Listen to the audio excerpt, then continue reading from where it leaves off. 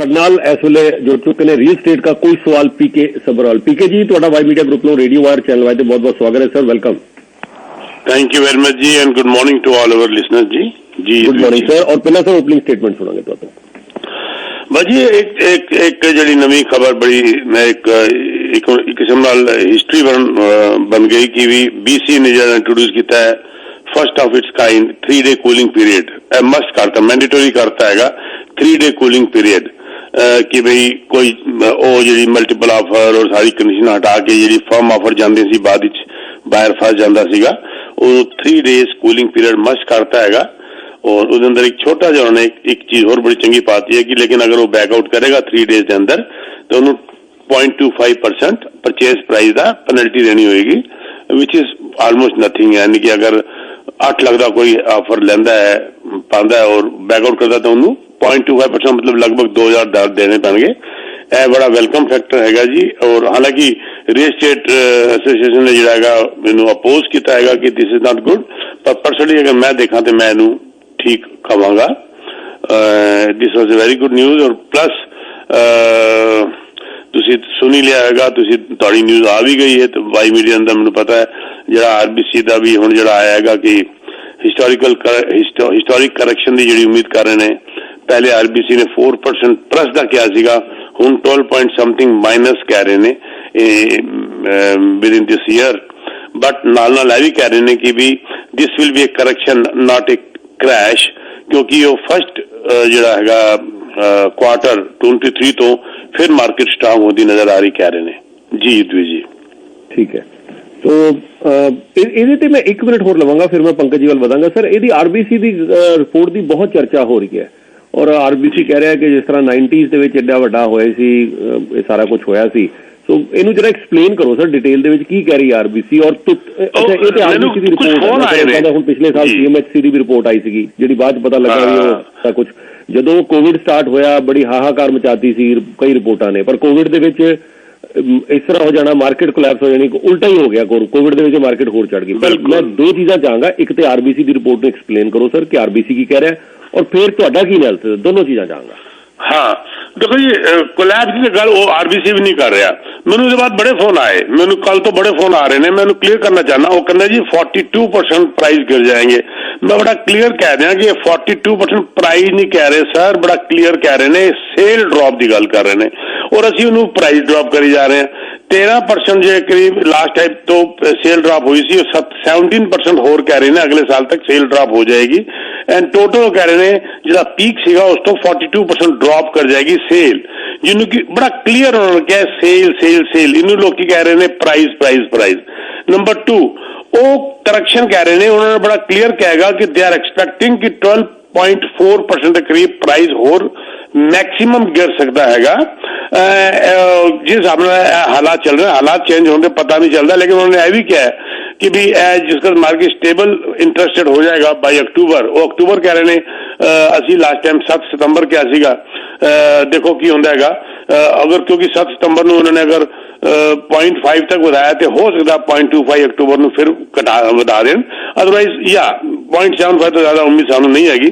वो उन्होंने बड़ा क्लियर कहता है कि the bank wants to emphasise this is a correction not a crash. और रीजन हैगा सर इन्ना प्राइस गिरन के बावजूद भी पीक तो ज्यादा थले नहीं गया, पीक तो उत्ते ही रहा हैगा। तो इस करके और नाल भी कह रहे हैं कि यह जी करेक्शन और हो जाएगी फर्स्ट हाफ ऑफ 2023 उन्होंने किया। लेकिन सर जिस तरह मैं और मूंगा तो हमेशा कह रहे हैं साढ़े जेडे फिगर्स होंगे ने जो हालात होंगे ने उसका प्रेडिक्ट करते रहने हैं। तुसी 2 महीने पहले तो है क्या सीगा मैनू बहुत चंगी तरह याद है लास्ट करीब महीना पहले मूंगा जी ने क्या सीगा 2 महीने पहले यह हालात सीगे असी यह कहता सीगा तो हुण हालात बदल गए। किसी को की पता सीगा कि रशिया वार कर देगा यूक्रेन के उत्ते। इसी प्रकार यह भी यह कह रहे हैं कि हालात जिस तरह उन्होंने पहले किया जी 4% प्राइस बढ़ जाएगा, लेकिन हुण हालात बदल गए जिस तरह इन्फ्लेशन की जिस तरह गल आ रही है बड़ी जबरदस्त कि इन्फ्लेशन जी G7 इकोनॉमी की इन्फ्लेशन IMF कह रहा है वो अलग डाटा लेके आ गया है। These things all depend. लेकिन मेरा मन है कहता है मार्केट 5 जिस तरह मैं शुरू तो कहता आ रहा 5% 6% ਸੌਫਟ ਹੋਣ ਦੀ ਉਮੀਦ ਹੈ ਮੈਕਸਿਮਮ। ਲੇਕਿਨ ਇੱਕ ਮੈਂ ਗੱਲ ਹੋਰ ਵੀ ਕਰਦੇ ਹਾਂ ਸੱਚ ਬੜੀ ਇੰਪੋਰਟੈਂਟ, ਇਹ ਪੂਰੇ ਕੈਨੇਡਾ ਦੀ ਐਵਰੇਜ ਦੱਸ ਰਹੇ ਨੇ। ਕੁਝ ਮਾਰਕੀਟਸ ਇਹੋ ਜਿਹੀਆਂ ਨੇ ਜਿਹੜੀ ਬਹੁਤ ਜ਼ਿਆਦਾ ਵੱਧ ਗਈਆਂ ਸੀਗੀਆਂ, ਉਹ ਜ਼ਿਆਦਾ ਗਿਰੀਆਂ ਨੇ ਔਰ ਜ਼ਿਆਦਾ ਗਿਰਨਗੀ ਵੀ ਹੈਗੇ। ਜਿਸ ਤਰ੍ਹਾਂ ਮਿਸਾਗਾ ਹੈਗਾ, ਮਿਸਾਗਾ ਸਭ ਤੋਂ ਲੋਐਸਟ ਵਧਿਆ ਸੀਗਾ ਔਰ ਸਭ ਤੋਂ ਲੋਐਸਟ ਗਿਰ ਰਿਹਾ ਹੈਗਾ। तो इसी प्रकार जिस तरह लिंडसी हो गया, चैथम हो गया, थोड़ा ब्रैंडफोर्ड हो गया, किचनर, वाटरलू, एरिया बहुत ज्यादा जबरदस्त कॉटेज इंडस्ट्री, कॉटेज एरिया, मस्कोका वगैरह इन्ने ज्यादा वध गए सीगे, उही ज्यादा गिरे। इन्होंने एवरेज घटा एवरेज सारी इन्होंने ठीक कर खराब कर देनी हैगी। Otherwise what I am expecting is in Ontario it will not be more than 5%। ठीक जी। पंकज जी ਤੁਹਾਡੇ ਨਾਲ ਆਵਾਂਗਾ ਕਿ ਕਈ ਲੋਕ ਕਹਿੰਦੇ ਕਿ ਜਿਹੜੀ ਇਨਫਲੇਸ਼ਨ ਹੈ, ਮਹਿੰਗਾਈ ਹੈ, ਉਹ ਲਗਭਗ ਹੁਣ ਪੀਕ ਤੇ ਪਹੁੰਚ ਗਈ। ਇਸ ਤੋਂ ਬਾਅਦ ਇਨਫਲੇਸ਼ਨ ਘਟੇਗੀ, ਹੁਣ ਥੋੜੀ ਦੇਰ ਹੋ ਸਕਦਾ ਵੱਧ ਜਾਏ, ਪਰ ਆਲਮੋਸਟ ਪੀਕ ਤੇ ਹੈ। 2022 ਦੇ ਐਂਡ ਤੱਕ 2023 ਤੱਕ ਮਹਿੰਗਾਈ ਜਿਹੜੀ ਹੈ ਉਹ ਘਟ ਸਕਦੀ ਹੈ। ਤੁਹਾਡੇ ਇਸ ਤੇ ਕੀ ਰਾਏ ਹੈ? 100% ਸਹੀ ਹੈ ਸਰ, ਇਹ ਜਿਹੜੀ ਗੱਲ ਹੈ, ਕਿਉਂਕਿ ਹੁਣ ਅਸੀਂ ਉਸ ਸਿਚੁਏਸ਼ਨ 'ਚ ਪਹੁੰਚ ਗਏ ਹਾਂ ਜਿੱਥੇ ਦੇਖੋ ਹੁਣ ਸਮਰ ਸੀਜ਼ਨ ਵੀ ਖਤਮ ਹੋ ਰਿਹਾ ਇਹਨਾਂ ਕੰਟਰੀਆਂ, ਅਗਸਤ ਮਤਲਬ ਜੁਲਾਈ ਐਂਡ ਆ ਗਿਆ, ਅਗਸਤ, ਉਸ ਤੋਂ ਬਾਅਦ ਵੈਸੇ ਵੀ ਇੰਨੀ ਸਪੈਂਡਿੰਗ ਜਿਹੜੀ ਹੁੰਦੀ ਪਈ ਹੈ ਰੁਕ ਜਾਏਗੀ। ਅਗਰ ਮੈਂ ਇੱਕ ਦੋ ਐਗਜ਼ਾਮਪਲ ਦੇਵਾਂ ਨਾ, ਉਹਦੇ ਨਾਲ ਹੀ ਸਮਝ ਆਣੀ ਸ਼ੁਰੂ ਹੋ ਗਈ ਹੈ ਜੀ। ਤੁਹਾਨੂੰ ਯਾਦ ਹੈ ਯੁੱਧਵੀਰ ਜੀ ਹਮੇਸ਼ਾ ਗੱਲ ਕਰਦੇ ਸੀ ਲੰਬਰ, ਲੱਕੜੀ ਇੰਨੀ ਮਹਿੰਗੀ ਹੋ ਗਈ, ਵੁੱਡ ਜਿਹੜੀ ਸੀਗੀ, ਲੰਬਰ ਦੇ ਪ੍ਰਾਈਸ ਵੱਧ ਗਏ ਜੀ, ਇਹ ਹੋ ਗਿਆ। ਲੰਬਰ ਦਾ ਜਿਹੜਾ ਪ੍ਰਾਈਸ ਸੀਗਾ ਸਰ 2018 ਚ, ਮੈਂ 2018 ਦੀ ਗੱਲ ਕਰ ਰਿਹਾ, ਉਹਦੇ ਚ ਇਹਨਾਂ ਦਾ ਆਪਦਾ ਹਿਸਾਬ ਹੁੰਦਾ ਹੈ 1000 ਬੋਰਡ ਫੀਟ ਦੀ ਗੱਲ ਕਰਦੇ ਨੇ US ਦੀ ਨਾ, 1000 ਬੋਰਡ ਫੀਟ, ਉਹ $600 ਸੀਗਾ ਉਸ ਵੇਲੇ। ਉਸ ਤੋਂ ਬਾਅਦ ਜਦੋਂ ਇਹ ਪੀਕ ਤੇ ਗਿਆ ਹੈ 600 ਤੋਂ ਇਹ ਪਹੁੰਚ ਗਿਆ ਸਰ 1700 ਕੁਝ, $1700, 600 ਤੋਂ $1700 ਪਹੁੰਚ ਗਿਆ, ਜਿਹੜਾ ਕਿ 2021 ਦੇ ਮਿਡ ਚ ਸੀਗਾ, ਮਈ ਦੇ ਵਿੱਚ ਕਰੀਬ ਚ ਸੀਗਾ। ਅੱਜ ਦੀ ਡੇਟ ਚ ਸਰ ਉਹ $550 ਤੇ ਖੜਾ ਹੈ, 2018 ਦੇ ਰੇਟ ਤੋਂ ਵੀ ਘੱਟ ਤੇ ਖੜਾ ਹੈ ਇਸ ਵੇਲੇ ਲੰਬਰ ਦਾ ਪ੍ਰਾਈਸ। ਸੋ ਆ ਗਿਆ ਥੱਲੇ। ਵੀਟ ਦੀ ਅਸੀਂ ਗੱਲ ਕਰਦੇ ਹਾਂ ਹਮੇਸ਼ਾ, ਵੀਟ ਮਹਿੰਗਾ ਹੈ, ਵੀਟ ਬਹੁਤ ਜ਼ਿਆਦਾ, ਅਨਾਜ ਬਹੁਤ ਮਹਿੰਗਾ ਹੋ ਗਿਆ ਸੀਗਾ ਜਿਹੜਾ, ਯੈਸ ਉਹ ਚਲਾ ਗਿਆ ਸੀਗਾ ਸਰ ਜਦ ਲਗਭਗ $1300 ਦੇ ਕਰੀਬ, ਅੱਜ ਦੀ ਡੇਟ ਚੋਂ 800 ਤੇ ਵਾਪਿਸ ਆ ਗਿਆ ਹੈ। ਸੋ ਇਹ ਚੀਜ਼ਾਂ ਧੀਰੇ ਧੀਰੇ ਥੱਲੇ ਆਉਣੀਆਂ ਸ਼ੁਰੂ ਹੋ ਗਈਆਂ ਨੇ ਕਈ ਸੈਕਟਰ 'ਚ। एनर्जी हले भी ऊपर पिया है, बाकी जड़ियां चीज़ां ने, कई जड़ियां चीज़ां ने वो हले भी ऊपर पिया ने। सो ये चीज़ां दा इफेक्ट धीरे धीरे आएगा। पिछे हुणे होलसेल प्राइस जो घटने शुरू हो जाते हैं तो उनका इफेक्ट आन ची अगे 1-2 महीने 3 महीने लग जाते हैं। सो ये तो हर कोई यही सोच रहा है इस वेले, क्योंकि सप्लाई भी पिछों जी पहला जो डिसकनैक्ट सीगा वो पूरा होंदियां जा रही ने, सप्लाई भी आनी शुरू हो गई है। ग्लोबल फैक्टर हले भी बने हुए ने, फीयर फैक्टर हले भी बने हुआ है यूक्रेन का, जो रशिया का जो लड़ाई चलती पई है, लेकिन उस फीयर फैक्टर की वजह नाल भी जिहड़ियां चीज़ां उपर गईयां सी, डिमांड मतलब सप्लाई उन्नी नहीं घटी सीगी, लेकिन फीयर फैक्टर का भी प्राइस सीगा उहदे च, वो फीयर फैक्टर का प्राइस हुण थल्ले आना शुरू हो गया, क्योंकि वो लड़ाई हुण 6 महीने हो गए ने चलदी होई नूं। सो वो चीज़ां हुण धीरे धीरे खत्म होनियां शुरू हो गया और इंटरस्ट रेट इधरों वध ही रहा। सो सारे पासों अटैक हो रहा है इस इन्फ्लेशन नूं।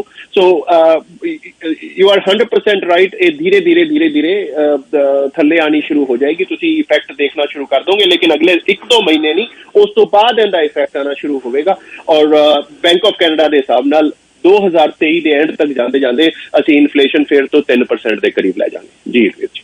हाँ, ਉਹੀ ਉਹਨਾਂ ਦਾ ਟਾਰਗੇਟ ਹੈ ਨਾ 1 ਤੋਂ 3%, ਸੋ ਉੱਥੇ ਤੱਕ ਉਹ ਲੈ ਕੇ ਜਾਣਗੇ। ਸੋ ਹਜੇ ਵੈਸੇ ਅਗਲੇ ਡਿਸੀਜਨ ਤੋਂ ਪਹਿਲਾਂ, ਬੈਂਕ ਆਫ ਕੈਨੇਡਾ ਦੇ ਅਗਲੇ ਡਿਸੀਜਨ ਤੋਂ ਪਹਿਲਾਂ ਹਜੇ ਇੱਕ ਵਾਰ ਪੰਕਜ ਜੀ ਹੋਰ ਇਨਫਲੇਸ਼ਨ ਦੇ ਫਿਗਰ ਹੋਣੇ, ਜੂਨ ਦੇ ਤੇ ਆ ਗਏ ਨੇ, ਜੁਲਾਈ ਦੇ ਆ ਜਾਣੇ ਨੇ, ਤੇ ਉਸ ਤੋਂ ਬਾਅਦ ਮੇਰੇ ਖਿਆਲ ਦੇ ਨਾਲ ਇਹ 50 ਬੇਸਿਸ ਪੁਆਇੰਟ। ਮੈਂ ਤੁਹਾਡੇ ਦੋਨਾਂ ਤੋਂ ਸਵਾਲ ਪੁੱਛਦਾ ਹੈ ਕਿ ਕੀ ਲੱਗਦਾ ਹੈ bank of Canada 50 basis point ਜਾਂ 75 ਬੇਸਿਸ ਪੁਆਇੰਟ ਜਿਹੜਾ ਹੈ ਉਹ ਇੱਕ ਵਾਰ ਵਧਾਉਂਦਾ ਨਜ਼ਰ ਆ ਰਿਹਾ ਹੈ? ਹਜੇ ਇੱਕ ਵਾਰ ਜ਼ਰੂਰ ਵਧਾ ਦੇਗਾ, ਐਸਾ ਲੱਗ ਰਿਹਾ ਹੈ। ਪੰਕਜ ਜੀ, ਆਈ ਸਟਾਰਟ ਵਿਦ ਯੂ ਕਿ 50 ਬੇਸਿਸ ਪੁਆਇੰਟ 75 ਹਾਂਜੀ ਜਾਂ 1% ਜਾਂ ਵੱਧ ਜਾਂ ਘੱਟ ਕੀ ਕਰਦੇ? ਹਾਂਜੀ, ਅਕੋਰਡਿੰਗ ਟੂ ਇਕੋਨੋਮਿਸਟ ਜਿਹੜੀ ਕੰਸੈਂਸਸ ਹੈ ਇਸ ਵੇਲੇ ਮਾਰਕੀਟ ਦੀ, ਇਸ ਈਅਰ ਐਂਡ ਤੱਕ ਜਾਂਦੇ 1% ਹੋਰ ਵਧਾਉਣ ਦੀ ਹੈਗੀ ਹੈ। अगर 1% ਹੋਰ ਵਧਾ तो 2.5 हैगा, सो ਤੁਹਾਨੂੰ ਲੱਗਦਾ ਹੈ ਕਿ 3.5 ਤੱਕ ਇਹ ਚਲਾ ਜਾਏਗਾ, ਉਹਦੇ ਨੇੜੇ ਤੇੜੇ ਚਲਾ ਜਾਏਗਾ ਕਿਉਂਕਿ 1% ਹੋਰ ਵਧਾਉਣ ਦੀ ਉਮੀਦ ਹੈ। ਲੈਟਸ ਸੀ ਕਿ ਉਹ ਸੈਪਟੈਂਬਰ ਦੀ 50 ਵਧਾਉਂਦੇ ਨੇ ਜਾਂ 75 ਵਧਾਉਂਦੇ ਨੇ, ਕਿਉਂਕਿ ਜਿਸ ਤਰ੍ਹਾਂ ਉਹਨਾਂ ਨੇ ਪਿੱਛੇ ਗੱਲ ਕੀਤੀ ਸੀ ਨਾ ਫਰੰਟ ਲੋਡਿੰਗ, ਜਦੋਂ ਉਹਨਾਂ ਨੇ 1% ਵਧਾਇਆ ਉਹ ਕਹਿੰਦੇ ਸੀ ਅਸੀਂ ਫਰੰਟ ਲੋਡਿੰਗ ਕਰਨਾ ਚਾਹ ਰਹੇ ਹਾਂ। ਫਰੰਟ ਲੋਡਿੰਗ ਦਾ ਮਤਲਬ ਇਹ ਹੁੰਦਾ ਹੈ ਕਿ ਇਕੱਠਾ ਵਧਾ ਦਿਓ, ਇੱਕ ਵਾਰੀ ਵਧਾ ਦਿਓ, ਉਸ ਤੋਂ ਬਾਅਦ ਰੁਕ ਜਾਓ। ਸੋ 1% ਵਧਾ ਕੇ 1% ਅਗਰ ਹੋਰ ਵਧਾਣਾ ਹੈ ਤਾਂ ਮੈਨੂੰ ਜਿਵੇਂ ਤੁਸੀਂ ਕਿਹਾ 50 ਹੋ ਸਕਦਾ ਹੈ 50 ਅਗਰ ਉਹਨਾਂ ਨੂੰ ਲੱਗਿਆ ਕਿ ਜਿਵੇਂ ਹੁਣ ਗ੍ਰੇਨ ਨੀਚੇ ਆਇਆ ਪਿਆ, ਲੰਬਰ ਨੀਚੇ ਆਇਆ ਪਿਆ, ਉਹਨਾਂ ਨੂੰ ਅਗਰ ਚੀਜ਼ਾਂ ਦਿਖਣੀਆਂ ਸ਼ੁਰੂ ਹੋ ਗਈਆਂ ਕਿ ਇਸ ਤਰ੍ਹਾਂ ਨੀਚੇ ਆਣੀਆਂ ਸ਼ੁਰੂ ਹੋ ਗਈਆਂ ਨੇ ਤਾਂ ਉਹ 50 ਹੀ ਵਧਾਣਗੇ, 50 ਤੋਂ ਜ਼ਿਆਦਾ ਉੱਪਰ ਨਹੀਂ ਜਾਣਗੇ। ਅਗਰ 50 ਤੋਂ 75 ਨਹੀਂ ਲੱਗਦਾ। ਹਾਂਜੀ ਪੀਕੇ ਜੀ, ਤੁਹਾਨੂੰ ਵੀ ਲੱਗਦਾ ਹੈ? सेम जी, मैं एक तक नहीं जानती, मैंने उम्मीद कर रही, मेरी गट फीलिंग कह रही है मैक्सिमम 75, लेकिन वो पक्का हो जाएगा 75 अगर इन्होंने 50 बताया 7 सितंबर ਨੂੰ ਤਾਂ ਫਿਰ ਕੁਆਟਰ ਦੀ ਹੋਰ ਚਾਂਸ ਹੋ ਜਾਂਦੀ ਹੈ। ਅਦਰਵਾਈਜ਼ ਮੈਨੂੰ ਤਾਂ ਲੱਗਦਾ 0.75 ਤੋਂ ਜ਼ਿਆਦਾ ਉੱਤੇ ਨਹੀਂ ਜਾਣਗੇ। ਕੋਈ ਹਾਲਾਤ ਕੁਝ ਬਦਲ ਕੇ ਗੱਲ ਹੈ, ਪਰ ਮੇਰੀ 3.25 ਓਵਰਨਾਈਟ ਰੇਟ ਤੋਂ ਅੱਗੇ ਜਾਣ ਦੀ ਮੈਨੂੰ ਉਮੀਦ ਨਜ਼ਰ ਨਹੀਂ ਆ ਰਹੀ ਜੀ। ਠੀਕ ਹੈ ਜੀ। ਤੇ ਬਟ ਓਵਰਆਲ ਪੀਕੇ ਜੀ ਹੁਣ ਤੁਹਾਡੇ ਵੱਲ ਆਣਾ ਮੋਟੇ ਤੌਰ ਤੇ ਅਸੀਂ ਇਹ ਕਹਿ ਸਕਦੇ ਹਾਂ ਕਿ 3.25 ਪੰਕਜ ਜੀ 3.5 ਕਹਿ ਰਹੇ ਨੇ, ਜਾਂ ਚਲੋ 3.75 ਵੀ ਲਾ ਲਈਏ ਇੱਕ ਮਿੰਟ ਲਈ। ਸੋ ਮੋਟੇ ਤੌਰ ਤੇ ਅਸੀਂ ਕਹਿ ਸਕਦੇ ਹਾਂ ਕਿ ਇਸ ਸਾਲ ਦੇ ਐਂਡ ਤੱਕ ਜਿਹੜਾ ਹੁਣ ਇਸ ਵੇਲੇ overnight landing rate bank of Canada 2.5 ਹੈ, ਇਹ 3.25 ਤੋਂ ਲੈ ਕੇ 3.75 ਤੱਕ ਜਾਏਗਾ। ਇਹਦੇ ਵਿੱਚ ਅੰਦਾਜ਼ਾ ਲੱਗ ਰਿਹਾ ਹੈ। ਠੀਕ ਹੈ ਪੀਕੇ ਜੀ? जी जी जी बिल्कुल जी, बिल्कुल बिल्कुल बिल्कुल। और मैंने लगता है कि वेरिएंस ज्यादा हो जाएगा, बैंक वेरिएंस ज्यादा कर देंगे, ਇਹਦਾ ਪੂਰਾ ਇੰਪੈਕਟ ਕੰਜ਼ਿਊਮਰ ਉੱਤੇ ਸ਼ਾਇਦ ਨਾ ਪਏ, ਕਿਉਂਕਿ ਹੁਣ ਕੀ ਹੁੰਦਾ ਹੈ ਕਿ ਜੀ ਇਹਨਾਂ ਨੇ 0.25 ਵਧਾਇਆ, ਬੈਂਕ ਨੇ ਵੀ ਆਪਣਾ ਪ੍ਰਾਈਮ 0.25 ਵਧਾਤਾ। ਉਹ ਟਾਈਮ ਤੁਹਾਨੂੰ ਯਾਦ ਹੋਏਗਾ ਜਿਸ ਵਕਤ ਇਹਨਾਂ ਨੇ 0.25 ਘਟਾਇਆ ਸੀ ਤੇ ਬੈਂਕ ਨੇ ਬਜਾਏ 0.25 ਘਟਾਉਣ ਦੇ 0.15 ਘਟਾਇਆ ਸੀਗਾ ਪ੍ਰਾਈਮ, ਉੱਥੇ ਬੈਂਕ ਬੈਨੀਫਿਟ ਖਾ ਗਿਆ ਸੀ 10 ਦਾ 0.1 ਦਾ। ਤੇ ਹੁਣ ਉਹ ਰਿਵਰਸ ਸ਼ਾਇਦ ਹੋ ਜਾਏ, ਵੇਰੀਐਂਸ ਸ਼ਾਇਦ ਬੈਂਕ ਵਧਾ ਦੇਗਾ ਔਰ ਉਹਦੇ ਨਾਲ ਕੰਜ਼ਿਊਮਰ ਨੂੰ ਇੰਨਾ ਫਰਕ ਨਹੀਂ ਪਏਗਾ, ਇਹ ਮੇਰਾ ਮੰਨਣਾ ਹੈਗਾ। ਠੀਕ ਹੈ ਪੀਕੇ ਜੀ, ਡਿਟੇਲ ਦੇ ਵਿੱਚ ਇਹ ਸਵਾਲ ਵੈਸੇ ਐਡਰੈਸ ਕਰਨ ਵਾਲਾ, ਪਰ ਇੱਕ ਮਿੰਟ ਇੱਕ ਡੇਢ ਮਿੰਟ ਲੈ ਲਓ, ਫਿਰ ਪੰਕਜ ਜੀ ਨੂੰ ਵੀ ਸੇਮ ਸਵਾਲ ਹੈ। ਇੱਕ ਪੰਕਜ ਜੀ ਨੂੰ ਇਕਨੋਮੀ ਤੇ ਹੋਏਗਾ ਔਰ ਤੁਹਾਨੂੰ ਰੀਅਲ ਸਟੇਟ ਤੇ ਹੋਏਗਾ। ਸਰ ਰੀਅਲ ਸਟੇਟ ਦੀ ਮਾਰਕੀਟ ਕਿਸ ਤਰ੍ਹਾਂ ਦੇਖ ਰਹੇ ਹੋ ਤੁਸੀਂ, ਜੇ ਇੱਕ ਡੇਢ ਮਿੰਟ ਤੁਹਾਨੂੰ ਦਿੱਤਾ ਜਾਏ ਤੇ ਕੀ ਐਨਾਲਿਸਿਸ ਹੈ ਇਸ ਸਾਲ ਔਰ ਅਗਲੇ ਸਾਲ ਦਾ ਪਲੀਜ਼? देखो जी, मैं सिंपल या मेरा वो डायलॉग हुन भी चलेगा और जिंदगी भर चलता रहा है, यह डायलॉग कह के बुढ़ापा भी आ गया है, लेकिन मैं यही कहता रहूंगा, never wait to buy real estate and wait.